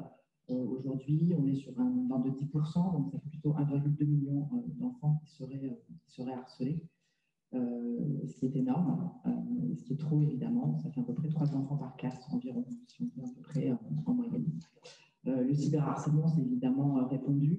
Ce n'est pas que du harcèlement scolaire. Hein. Les adolescents parfois ne se connaissent pas, mais se harcèlent quand même en ligne et sont d'une violence inouïe. Alors pour autant, il ne faut pas dire qu'il n'existe rien, parce qu'il existe des choses, on peut faire des choses, et on a la chance, nous, en France, de porter ce nouveau numéro qui s'appelle le 3018, qui a été créé il y a quelques mois suite justement au confinement répété et à l'explosion des violences numériques. Et on a la capacité de signalement. Alors, ce n'est pas le signalement du 119 qui est notre partenaire, évidemment, mais ce sont pour autant des signalements, c'est ce qu'utilisent les réseaux sociaux comme mot.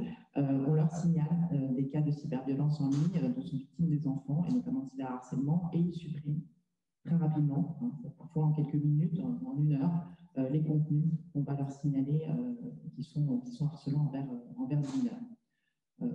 Cette capacité d'action, on l'a partagée avec beaucoup, et on a beaucoup travaillé avec Bodyguard, grâce à Domain.org. On a essayé de se dire comment est-ce qu'on peut profiter de la sphère numérique, parce que la seule chose qu'elle propose de plus aux victimes de harcèlement quand c'est dans la sphère cyber, ce sont des preuves. Et ça, le numérique pour ça, c'est quelque part malheureusement, mais heureusement une chance, c'est qu'en fait l'enfant cyberharcelé, il peut enfin montrer ces micro-violences dont il est victime en permanence, parce que ce sont des photos, parce que ce sont des images, parce que ce sont des commentaires, des vidéos, des partages, et que ça laisse des preuves, et qu'enfin, ça peut l'aider effectivement à être entendu, et ses familles aussi, et ses parents. Et donc, on a mis en place, on va mettre en place avec Bodyguard, alors on va aussi capitaliser sur une autre grande cause que vous aviez portée, sur un espèce de coffre-fort un peu numérique dans lequel l'enfant peut stocker justement toutes ces preuves qu'il a éventuellement s'il est victime de cyberviolence. Ce système va lui proposer donc de le stocker, de les qualifier juridiquement, ce que nous on fait sur le 3018 quand les enfants nous appellent et nous demandent, parce que c'est grâce à ça qu'on va pouvoir signaler nous aux réseaux sociaux en s'appuyant sur une qualification juridique des violences en ligne dont ils sont victimes, donc évidemment ils sont obligés de les supprimer, mais on va aussi pouvoir le transmettre à la police, à la gendarmerie le cas échéant, on va pouvoir le donner à la victime et à sa famille s'ils veulent aller porter plainte, et donc toutes ces preuves-là peuvent avoir effectivement une utilité très concrète. Et comme les citoyens globalement, et notamment les victimes de cyberharcèlement, sont beaucoup incités aujourd'hui à porter plainte, c'est une bonne chose. Il faut aussi les aider à être entendus par la justice, par les policiers, par les gendarmes, et donc à pouvoir amener tout ce qui va faciliter le dépôt de plainte. Donc c'est ça qu'on va construire en s'appuyant sur la technologie de bodyguard et l'expérience qu'on a sur le 3018 pour finalement automatiser et industrialiser ce qu'on fait déjà en nous, mais avec nos écoutants, et pouvoir offrir voilà, ce coffre-fort embarqué dans le 3018 qui va donc devenir aussi une application qui aura cette fonctionnalité-là et le clavier anti-EMF dont on vous a parlé tout à l'heure. Merci beaucoup.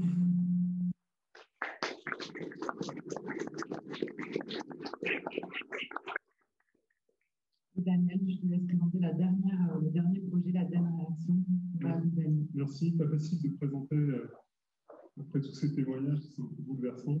Donc effectivement, se reconstruire ensemble, c'est une action qu'on a démarrée il y a 3 ans avec les centres reliés, qui répond un peu à cette question de comment on agit à la fois massivement, parce qu'on est sur un sujet qui concerne tellement d'enfants, et comment on arrive à agir localement également. Donc, ce qu'on a décidé de faire avec 4 territoires pilotes, c'est de monter une réponse des collectivités territoriales à la prise en charge de l'enfant victime, puisque cette prise en charge pour sa reconstruction dure, comme on l'a vu dans le témoignage, des années.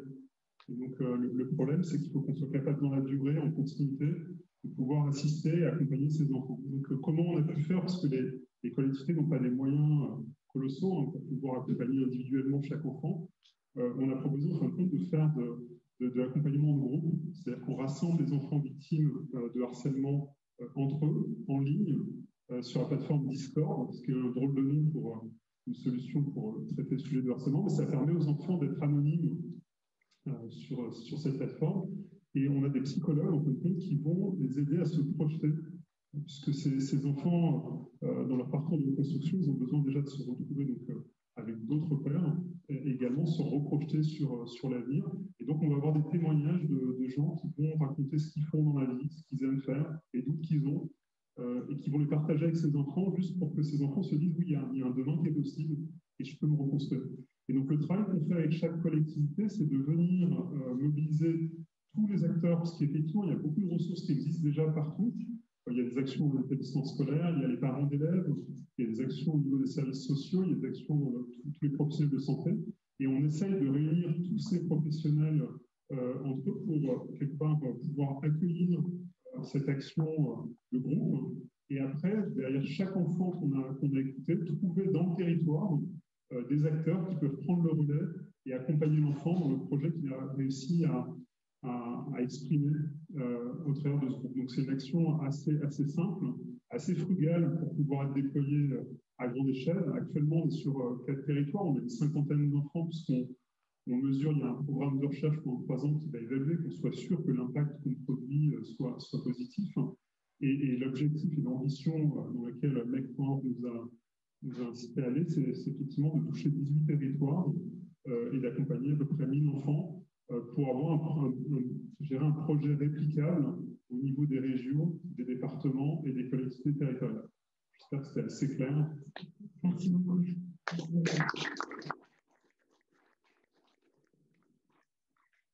Merci à tous. On a eu un peu plus long que prévu, mais on s'en doutait.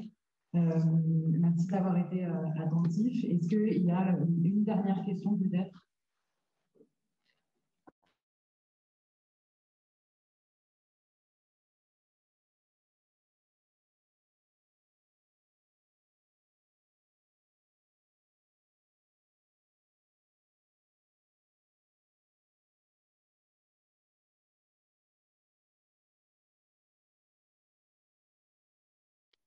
En fait, en disant la prostitution des enfants, elle est interdite en France. Je pense que la chose est claire. Donc, je trouve que ce serait intéressant, en tout cas, d'approfondir ces questions-là. Le thème, là, c'est toutes les formes de violence. Et je pense que toutes les violences liées à l'exploitation des mineurs est quelque chose d'important. Donc, voilà. Je suis venue aujourd'hui, je n'avais pas encore connaissance de votre projet. Mais merci beaucoup pour ces présentations très intéressantes. Merci à vous. Oui, alors c'est effectivement, on ne dit pas du tout que ce n'est pas un sujet, et c'en est un, on est convaincu. Dans notre façon de travailler, c'est vrai qu'on commence toujours par une consultation qui permet d'identifier les axes, les idées, les sujets qui font consensus. Comme le présentait Axel au début, c'est là-dessus qu'on va travailler. Et c'est un sujet qui est revenu, on l'a vu dans la consultation à la prostitution, mais ce n'est pas ressorti comme consensus, comme faisant consensus. Voilà. Je vais juste préciser, je ne me souviens pas si c'est pas pour autant que c'est sorti où les gens